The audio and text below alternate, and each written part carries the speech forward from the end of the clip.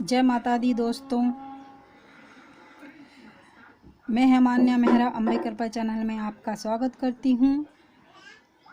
आज हम श्रीमद् देवी भागवत के प्रथम स्कंद के अध्याय 2 का पाठ सुनेंगे और माता रानी के श्री चरणों में नमन करते हुए, व्यास जी के श्री चरणों को नमन करते हुए मैं अध्याय 2 प्रारंभ करती हूँ। धन्यवाद। अतः द्वितीय अध्याय सूत जी द्वारा श्रीमद् देवी भागवत के स्कंद अध्याय तथा श्लोक संख्या का निरूपण और उसमें प्रतिपादित विषयों का वर्णन। सूत जी बोले, हे मुनिजनों, मैं धन्य और महान भाग्यशाली हूँ जो कि आप महात्माओं के वेद विश्रुत तथा अत्यंत पुण्यप्रद श्रीमद् देवी भागवत महापुराण के संबंध में प्रश्न करके मुझे पवित्र बना दिया। इसलिए मैं सभी वेदों के तात्पर्य से युक्त सभी शास्त्रों और आगमों के रहस्य रूप सर्वोत्तम श्रीमद् देवी भागवत पुराण को आप लोगों से कहता हूँ। हे द्विजगण, ब्रह्मा विष्णु महेश से सेवित स्तुति परायण मुनिजनों के सतत ध्यान करने योग तथा योगिनियों को मुक्ति देने वाले भगवती के सुंदर एवं कोमल चरणों को चरण कमलों में प्रणाम करके मैं अब उस उत्तम पुराण का भक्तिपूर्वक विस्तार से वर्णन करूंगा जो सभी रसों से युक्त, शोभा संपन्न, सभी रसों का निधान एवं श्रीमद् देवी भागवत के नाम से प्रसिद्ध है।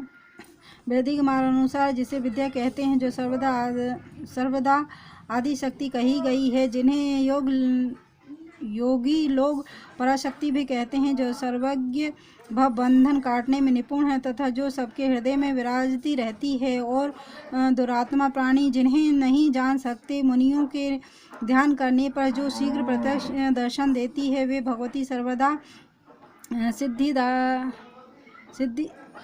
सिद्धिदायिनी बनी रहे, जो सत असत्य रूप उस जगत की सृष्टि करके अपनी त्रिगुणात्मकता सत्व रज तम शक्ति द्वारा उसका पालन करती तथा प्रलय अंत में उसका संहार करके अकेली स्वयं लीला रावण करती है। उन समस्त विश्व की जननी भगवती को मैं मन ही मन स्मरण करता हूँ। यह संसार में प्रसिद्ध है कि ब्रह्मा ही इस संपूर्ण जगत के स्पष्टता है। साथ ही सभी वेदज्ञ तथा पुराण वेता भी यही कहते हैं। उनका यह भी कथन है कि भगवान विष्णु के नाभि कमल से ही उन ब्रह्मा की उत्पत्ति हुई है, जो स्वतंत्र नहीं है अपितु विष्णु की प्रेरणा से ही वे संसार की सृष्टि करते हैं। जब कल्पांत में सर्वज्ञ जलमय हो जाता है, तब केवल शेष शैया पर भगवान विष्णु शयन करते हैं और उन्हीं के नाभि कमल से ब्रह्मा का आविर्भाव होता है। इस प्रकार जब सहस्त्र फण वाले शेष ही विष्णु के आधार हैं, तो फिर उन मुरारी को भी सर्वाधार भगवान कैसे कहा जाए।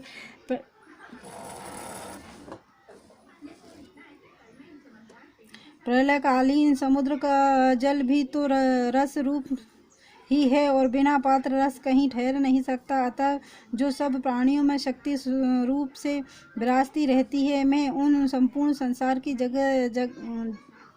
की जननी आदि शक्ति भगवती की शरण ग्रहण करता हूँ। योग निद्रा में लीन भगवान विष्णु को देखकर उनके नाभि कमल पर विराजमान ब्रह्मा ने जिन देवी की स्तुति की थी, मैं उन्हीं पराशक्ति भगवती के शरणागत हूँ। हे मुनिजनों, मुझे उन्हीं निर्गुण तथा सगुण रूप वाली तथा मुक्तिदायिनी योग माया का ध्यान करके मैं यहाँ संपूर्ण देवी भागवत पुराण कह रहा हूँ। आप लोग सुनिए। यह श्रीमद् देवी भागवत नामक पुराण अत्यंत पवित्र एवं उत्तम है।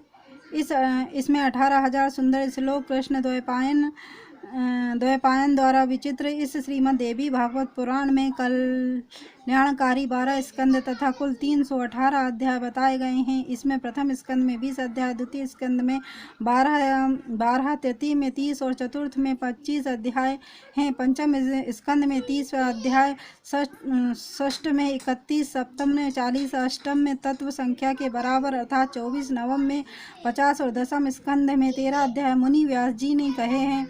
इसी प्रकार हे मुनिगण, एकादश स्कंद में 24 और द्वादश स्कंद में 14 अध्याय बताए गए हैं। इस प्रकार परमात्मा व्यास ने इस महापुराण में अध्यायों की संख्या बताई है। इसमें श्लोकों की संख्या 18,000 कही गई है। सर्ग, प्रतिसर्ग, वंश वर्णन, मनवंतर तथा वंशानुचरित्र, इस प्रकार पुराणों के ये 5 लक्षण हैं जो कल्याणमयी भगवती नित्या निर्गुणा व्यापक रूप से सृष्टि में स्थित रहने वाली विकार रहित योग गम्या सबकी आधार रूप तथा तुरीय अवस्था में प्रतिष्ठित है। उन्हीं की सात्विकी, राजश्री और तामसिक शक्तियाँ महासरस्वती, महालक्ष्मी तथा काली नामक देवियों के रूप में प्रकट होती है। उन्हीं तीनों शक्तियों का सृष्टि के लिए शरीर धारण करना ही शास्त्र के विद्वानों के द्वारा सर्ग कहा गया है। तदंतर जगत के सृजन, पालन तथा संहार के लिए ब्रह्मा, विष्णु और महेश की उत्पत्ति कही गई है और उसे ही प्रसर्ग बताया गया है। चंद्रवंशी, सूर्यवंशी राजाओं के वंश वर्णन तथा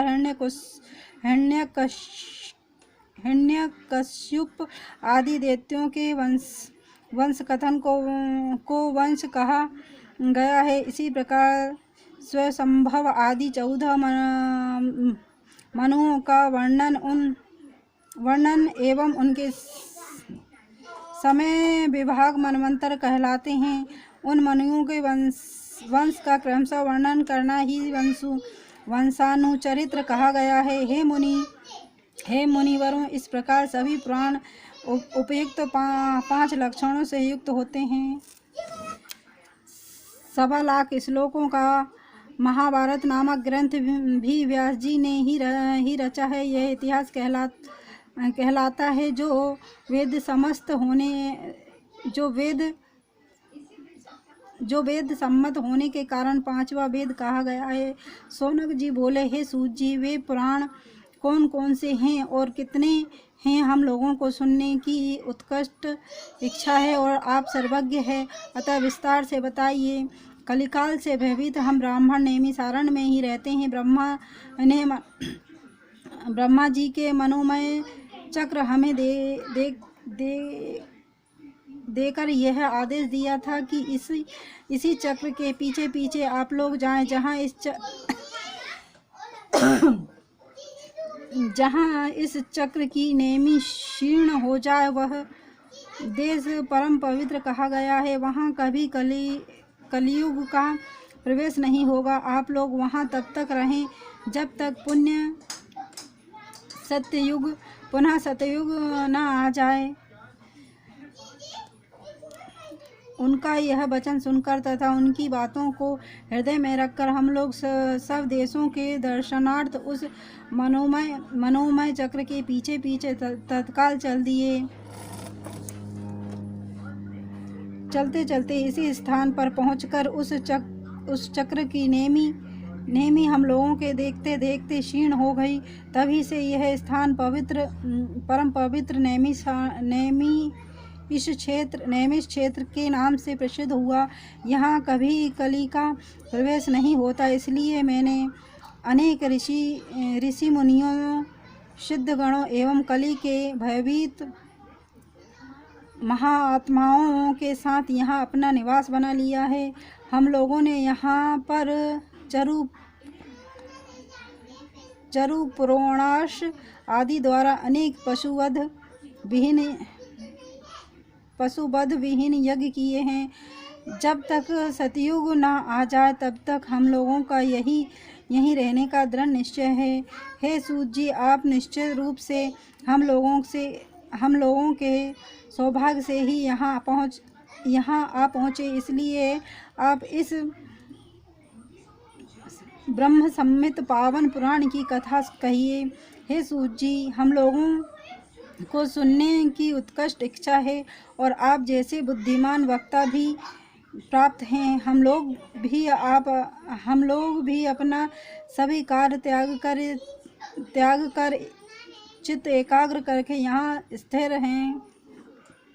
अतः हे सूत जी, आप चिरंजीवी हो तथा तीनों प्रकार के तापों दैहिक, दैविक, भौतिक से मुक्त रहकर हम लोगों को परम पवित्र तथा कल्याणकारी श्रीमद् देवी भागवत पुराण सुनाइए, जिसमें धर्म, अर्थ और काम का विधिवत वर्णन किया गया है।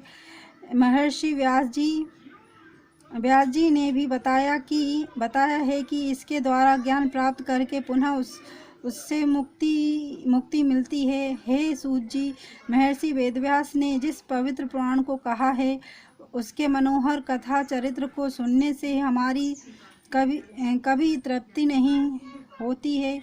अतः गुणों नहीं होती है। सभी गुणों का एकमात्र स्थान परम पवित्र समस्त संसार की जननी भगवती के लीला नाट्य के समान विचित्र सभी पाप समूहों का नाश करने वाले तथा सब प्रकार की अभिलाषाओं को पूर्ण करने वाले तथा भगवती के नाम से समन्वित